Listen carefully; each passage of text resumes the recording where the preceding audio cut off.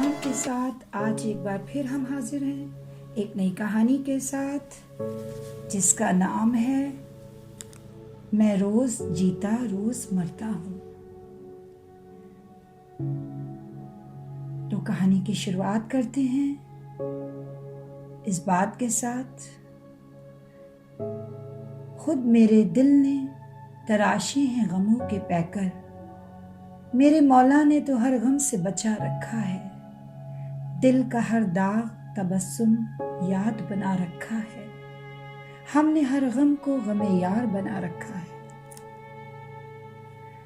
دور قبرستان کے ایک کونے میں پلاش کا ایک بہت پرانا درخت تھا، اس درخت کے آس پاس کئی قبریں موجود تھیں، انہی قبروں میں سے ایک قبر فدا کے ابو کی بھی تھی۔ فدا کون ہے آئیے جانیں، بہت ہی بھولا سا معصوم سا کردار جو اپنی ماں کے ساتھ اسی قبرستان کے نزدیک کچھ ہی دوری پر رہتی تھی۔ جب تک اس کے ابو زندہ تھے تب تک اسے کبھی ڈر نہیں لگا، وہ کبھی نہیں گھبرائی کسی بھی بات سے، مگر اب جب اس کے ابا صدا کے لیے دنیا کو الوداع کہہ گئے تب سے اسے ہر آہٹ پر خوف آتا، یہاں تک کہ رات میں کسی پرندے کی آواز سے بھی چونک جایا کرتی، شاید اس لیے کہ اس کا گھر قبرستان کی دیوار سے سٹا ہوا تھا۔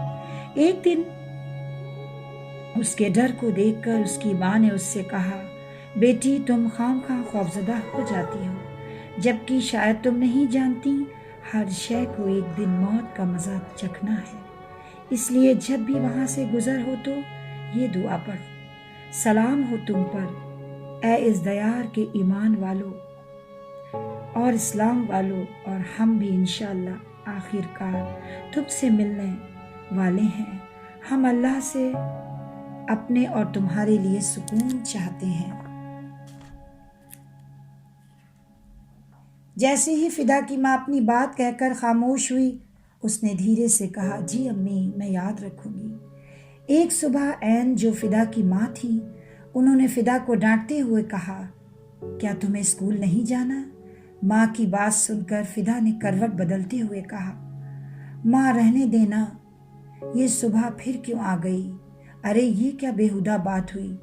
اللہ کی بنائی ہر چیز کو تم کہہ رہی ہو، یہ کیوں ہوا؟ چلو اب جلدی سے اٹھو، لیٹ ہو جائے گا۔ عین کی اس بات پر فدا کو اپنی کہی بات پر بڑا افسوس ہوا، اور اب وہ بڑی ہمت کر کے ان سے بولی، ماں میں نے صبح کو اچھا اس لیے نہیں کہا کیونکہ جب میں قبرستان سے گزرتی ہوں تو مجھے ابو کی بڑی یاد آتی ہے، میرا دل چاہتا ہے وہ میری ایک پکار پر لوٹ آئیں۔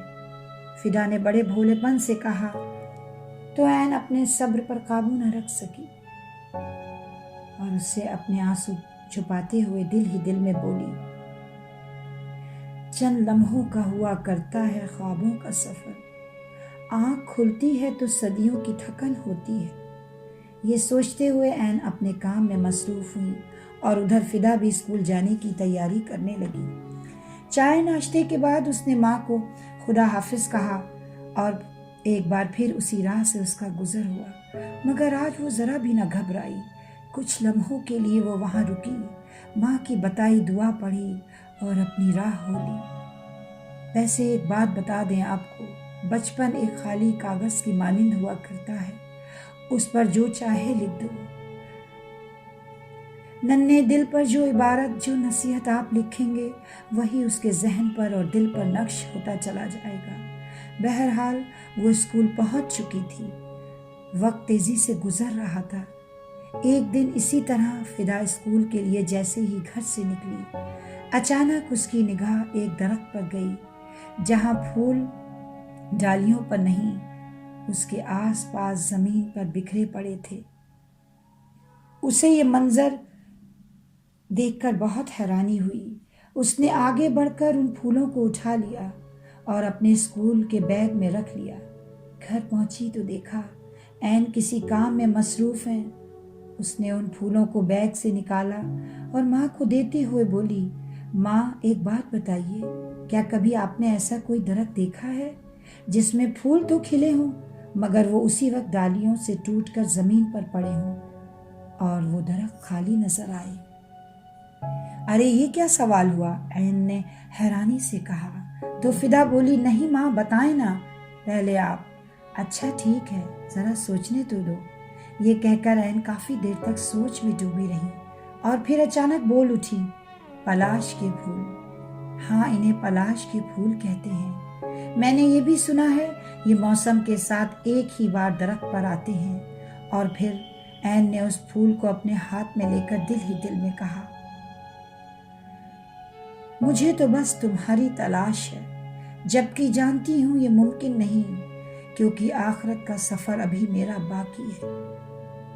یہ سوچتے ہوئے اس نے اس پھول کو ٹیبل پر رکھ دیا اور اب رات ہوئی۔ فدا اور اس کی ماں دونوں گہری نیند میں تھے۔ اچانک عین گھبرا کر اٹھ بیٹھی۔ انہوں نے جلدی سے بستر سے اٹھ کر کمرے کی لائٹ چلائی اور ذہن پر زور ڈالا تو یاد آیا وہ تو ایک خواب دیکھ رہی تھیں اور اس خواب میں وہی پلاش کا پھول ان سے کہہ رہا تھا، میں روز جیتا روز مرتا ہوں، میں یہ بھی جان گیا ہوں تم بھی غمگین ہو اور تمہاری بیٹی بھی باپ کی جدائی سے دکھی ہے۔ کبھی وہ تم سے سوال کرتی ہے تو کبھی تم اس کا جواب ڈھونڈتی بھی ہو یا نہیں بھی، مگر میں سوچتا ہوں جانے والے کی جدائی سے نہ ہو غمگین، کیونکہ اس کا ایک ہی حل ہے، جو جا چکا ہے وہ کبھی واپس لوٹ کر نہیں آئے گا۔ ہاں، اگر اسے کچھ بطور تحفہ ثواب کے طور پر پہنچانا چاہتی ہو تو اس کے لیے دعائے مغفرت کرو، اور اس کا سب سے بہترین طریقہ ہے اپنے مرنے والوں پر سورہ یاسین پڑھا کرو، کیونکہ یہ بات تم بھی یقیناً جانتی ہوں گی، یہ سورہ قرآن پاک کا دل ہے، اور اس عظیم سورہ کو قرآن کا دھڑکتا دل اس لیے کہا گیا ہے کیونکہ یہ قرآن کی دعوت کو بڑے زوردار طریقے سے پیش کرتی ہے، اور اتنا ہی نہیں، صحیح معنوں میں آخرت کی پوری تصویر بھی آ جائے اور وہ جان لے کہ دنیا کی زندگی سے گزر کر اب آگے کن منزلوں سے اس کا واسطہ پیش آنے والا ہے۔